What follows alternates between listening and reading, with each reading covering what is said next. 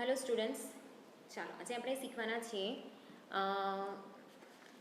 Scope of life and personal liberty under article 21. બરાબર, આપણે last લેક્ચરમાં કરી ગયા કે અંડર આર્ટિકલ 19 આપણે કેટલીક ફ્રીડમ આપવામાં આવેલી છે. બરાબર છે, રાઇટ ટુ સર્ટેન ફ્રીડમ્સ. તો એમાં કયા કયા રાઇટ્સ હતા? તો rights to freedom of speech and expression, right to assemble peaceably and without arms, બરાબર છે, right to association, right to profession, right to movement, right to residence. બરાબર છે, આટલા પ્રકારના આપણે રાઇટ્સ જોયા. હવે એની અંદર પણ આપણે લોફુલી બધું વર્ક કરવાનું છે. બરાબર છે, અને એની અંદર બી આપણે લિમિટમાં રહીને બધી વસ્તુ આપણે હેન્ડલ કરવાની છે. બરાબર છે. હવે જ્યારે આપણને ફ્રીડમ ઓફ સ્પીચ અને એક્સપ્રેશન હોય તો એમાં આપણે એ જે વસ્તુ છે એનો ગમે તેમ યુઝ નહીં કરી શકીએ. બરાબર છે, તો ત્યારે આપણે આપણી દેશ માટે કે કોઈ પણ વ્યક્તિ માટે ગમે તેમ ખરાબ જાહેરમાં બોલી નહીં શકીએ. બરાબર છે, તો આ ટાઈપની કેટલીક લિમિટ છે આપણે રાખવી પડે. બરાબર છે, તો આજે આપણે શીખીશું right to life under article 21. બરાબર છે, તો આર્ટિકલ 21 જે છે એને ડિક્લેર કરેલું કે કોઈ પણ પર્સન જે છે, બરાબર છે, એ પોતાની પર્સનલ લિબર્ટી જે છે, બરાબર છે, પોતાની જે પર્સનલ લાઈફ છે એ જીવવાથી એને વંચિત રાખી શકીએ નહીં.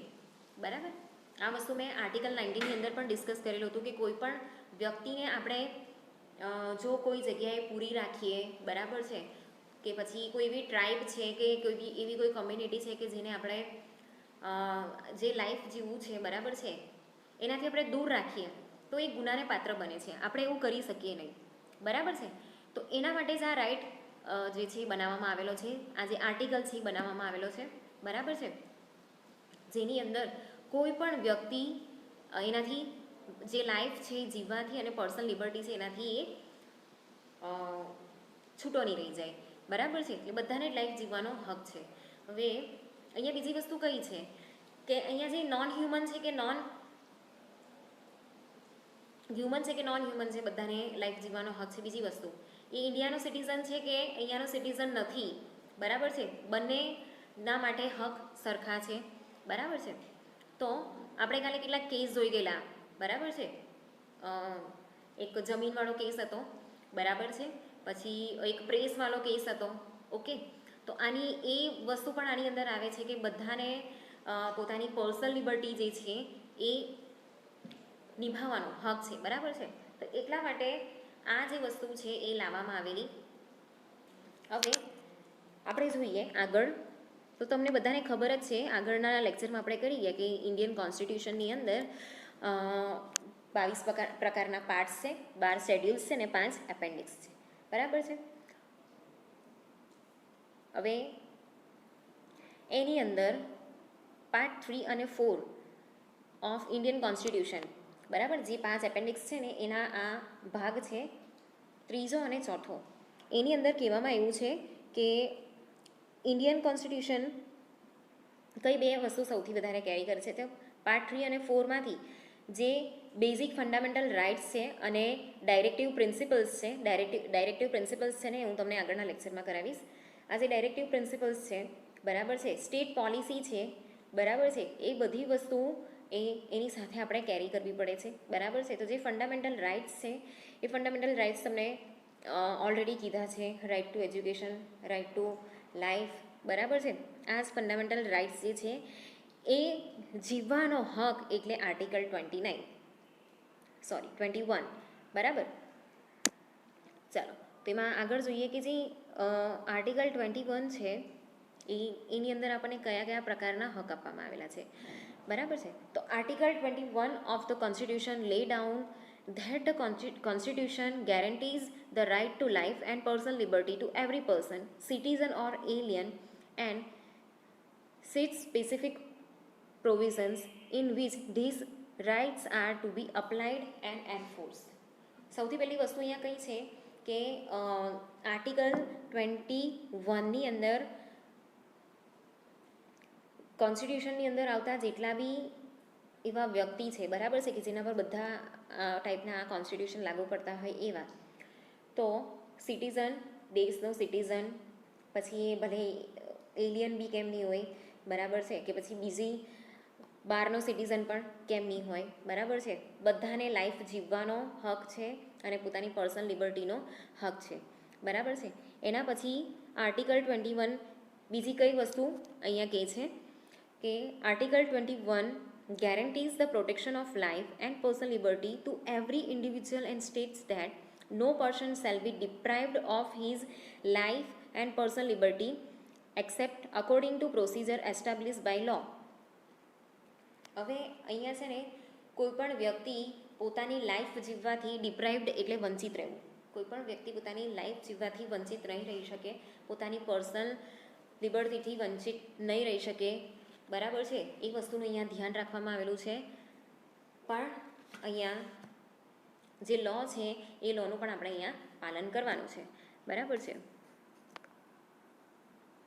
ચાલો હવે નેક્સ્ટ આપણે જોઈએ, the true test of democracy is how its law stand with regard to the life and liberty of its people. In England, a charter of liberties are set out in Magna Carta of 1215. In the same vein, in USA, the Fifth Amendment to the American Constitution is what Article 21 is in India, and Article 11 of the Constitution of Japan. બરાબર છે. આ જ જે same right છે એ same right ઇંગ્લેન્ડની અંદર Magna કાર્ટા act જે છે જેનો નંબર છે 1215, બરાબર છે, અને એવી જ રીતે અમેરિકામાં પણ આર્ટિકલ 21 જ છે અને જાપાનની અંદર 11 છે, બરાબર. તો આ જે એક્ટ છે એ બધી જગ્યા પર જ છે, બરાબર છે. મોટે ભાગે જે પણ કન્ટ્રી છે એની બધી જગ્યા પર આ એક્ટ આવેલો જ છે, બરાબર છે. એટલે સૌથી પહેલાં ઇંગ્લેન્ડ, અમેરિકા અને જાપાનમાં આવેલો, બરાબર છે, અને પછી આપણે ત્યાં લાવવામાં આવેલો. હવે આ જે આર્ટિકલ 21 છે એના અંડરમાં કઈ કઈ વસ્તુ આવે છે, તો એમાં પહેલી છે what does the right to life embody. હવે જે રાઇટ ટુ લાઈફ છે, બરાબર છે, એમાં કઈ કઈ વસ્તુનો સમાવેશ કરવામાં આવ્યો છે. એમ્બોડી એટલે સમાવેશ કરવામાં આવ્યો છે. તો article 21 which embodies the right to life and liberty is the right from which all other rights emerge. Without the right to life and liberty, all the other fundamental rights would be absolutely meaningless. બરાબર છે. તો પોતાની life જીવવાનો જે હક નહીં હોય, બરાબર છે, તો ત્યાં આપણને સ્પીકિંગનો હક નહીં હોય, આપણને ફ્રીડમ ઓફ સ્પીચનો હક નહીં હોય, ફ્રીડમ ઓફ એક્સપ્રેશનનો હક નહીં હોય, બરાબર. એસેમ્બલી માટેનો હક નહીં હોય, કે ગેધર થવાનો પણ હક નહીં હોય, બરાબર છે.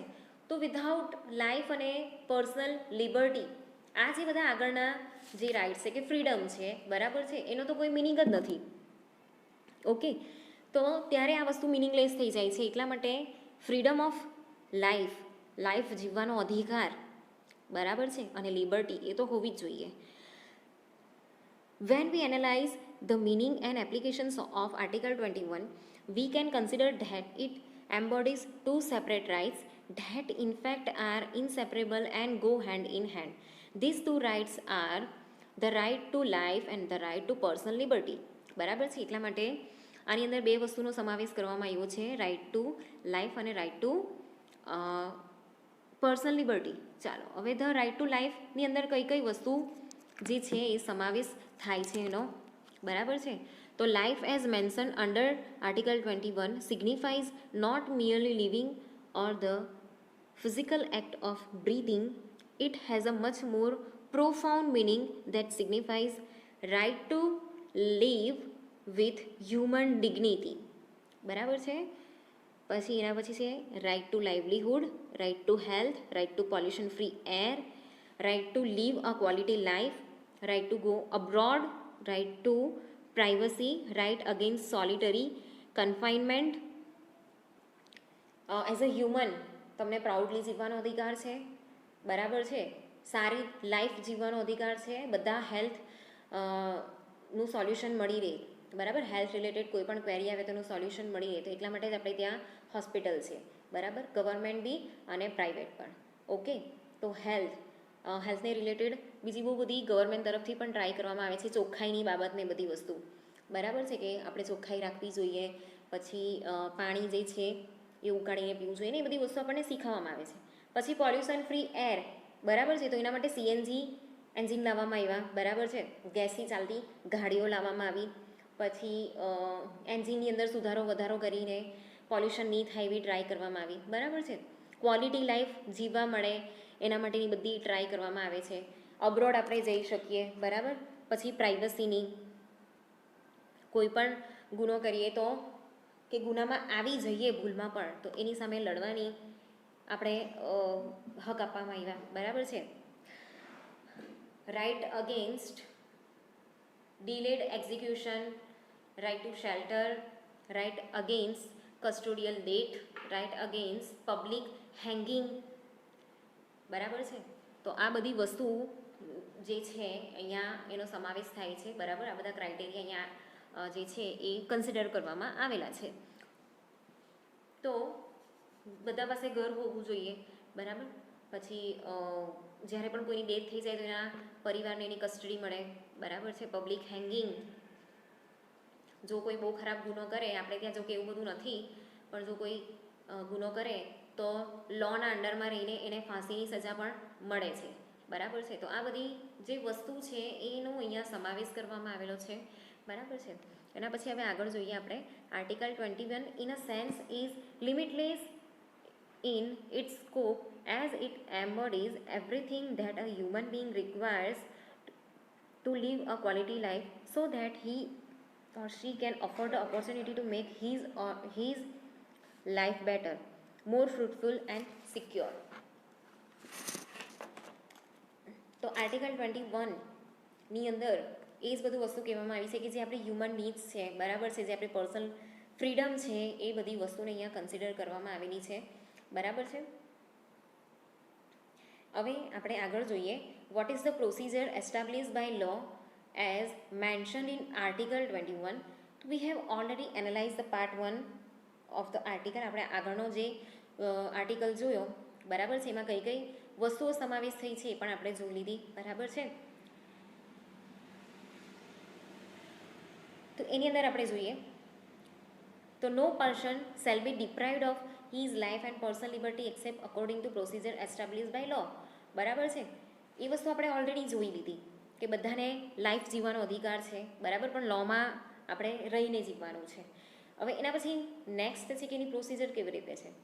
The expression procedure established by law has been subject to examination in various landmark cases and the consensus is that the procedure prescribed by law for depriving a person of his life and personal liberty must be right, just and fair and not arbitrary, fanciful or oppressive, બરાબર. Otherwise it would directly violet article 21. તો અહીંયા જે પણ procedure થઈ છે કે આપણને જે પણ હક આપવામાં આવેલા છે તો એ બધા પર્સનને એક સરખા મળવા જોઈએ, બરાબર છે. એવું નથી કે આ વસ્તુ છે એ આ કમ્યુનિટી માટે છે કે આ રાજ્ય માટે છે કે આ દેશ માટે છે, બધા માટે એ સરખા છે, બરાબર છે. તો એ સરખા હોવા જોઈએ, એકદમ ફેરફુલ હોવા જોઈએ. પછી એવું વિચારવામાં આવે કે ના આ વ્યક્તિને તો જીવવાનો હક જ નથી ને તમે એને પૂછો વગર લટકાવી દો તો એ નહીં ચાલે, બરાબર. તો ત્યારે એ આર્ટિકલ 21નું શું વાયોલેશન થયેલું કહેવાય, બરાબર છે. એટલે આ જે બધી વસ્તુનો અહીંયા સમાવેશ કરવામાં આવેલો છે એનો આપણે લોફુલી યુઝ કરવાનો છે. Effect of article 21. હવે એની ઇફેક્ટ શું છે, તો આ ઇફેક્ટના લીધે આપણે બધા આજે એક આ પ્રકારનું જીવન જીવીએ છીએ, બરાબર છે. એટલે જે આપણે જીવન જીવીએ છીએ એનું ફાઉન્ડેશન જ આ આર્ટિકલ 21 છે, બરાબર છે, એવું આપણે કહી શકીએ. The right to life and liberty is something that affect each and every person in our country every single moment of their life, and it is something that we must always value and fight for as it has been guaranteed to us by our forefathers and maintained by the vigilant eye of our judiciary that keeps our rights in act. બરાબર છે, આપણે આ life પહેલેથી જીવતા આવેલા છે ને આપણે અત્યારે પણ એ હક આપવામાં આવ્યો છે. બરાબર, આપણા ફોર ફાધર્સ છે એ લોકો પણ આવી લાઈફ જીવતા હતા. હવે એની ઉપર ધ્યાન રાખવાનું કામ કોનું છે? જ્યુડિશરીનું. બરાબર છે, તો આપણે જે અત્યારે લાઈફ જીવીએ છીએ ફ્રીડમવાળી, બરાબર છે, જેની અંદર આપણને બધા જ હક આપવામાં આવેલા છે, પણ આપણે લોમાં રહીને જીવવાનું છે, એ વસ્તુ આપણને અહીંયા મળી છે. બરાબર છે. હવે the bottom line here is that it is a very important article. For example, Article 21 can be understood in part to define the extent of its meaning but must be read as a whole to understand its true effect. Article 21 is basically responsible for enabling the fullest development of an individual and ensuring his dignity of life by the power vested in it by the law. The effectiveness of this law can only be possible if it is supported by procedural machinery that is reasonable, just and fair for all. જે article 21 છે, બરાબર છે, એની અંદર clearly બધી વસ્તુ કીધી છે કે જે આર્ટિકલ 1 છે એ આપણી લાઈફ આપણે ફૂલ્લી જીવી શકીએ, આપણું પોતાનું ડેવલપમેન્ટ કરી શકીએ, દેશનું ડેવલપમેન્ટ કરી શકીએ. બરાબર છે, આપણે પ્રાઉડલી આપણી લાઈફ જીવી શકીએ. બરાબર છે, અને આ જે પાવર છે એ પાવર આપણે લોમાં રહીને યુઝ કરવાનો છે. બરાબર, અને આપણા દેશ માટે અને આપણા માટે પણ સારા કામ કરવાના છે. બરાબર, તો આમ જે આર્ટિકલ 21 છે, બરાબર છે, એ આપણી લાઈફને ફ્રીડમ આપે છે. Some of the directive principles are listed here in below for easy reference. Right to pollution-free air and water, protection of under trial, right of every child to full development and protection of cultural heritage. આ વસ્તુનો પણ અહીંયા સમાવેશ કરવામાં આવેલો છે. બરાબર છે, એટલા માટે જ જે ઇન્ડિયન ગવર્મેન્ટ છે ને એ પણ આપણા કલ્ચરને વધારે ને વધારે સારું બને અને એ જળવાઈ રહે એની ટ્રાય કરે છે. કેટલાક ગ્રુપ પણ એવી રીતે ટ્રાય કરે છે. ઇવન જે ચિલ્ડ્રન છે, બરાબર છે, ખાસ કરીને જે પછાત વર્ગના લોકો છે કે પછી જે ગરીબી રેખાની અંદરમાં આવતા હોય એવા જે એ લોકોના જે છોકરાઓ છે એ લોકો માટે પણ અહીંયા બહુ બધી યોજનાઓ લાવવામાં આવેલી છે. તો એ આ આર્ટિકલ 21ના લીધે જ થયું છે. બરાબર.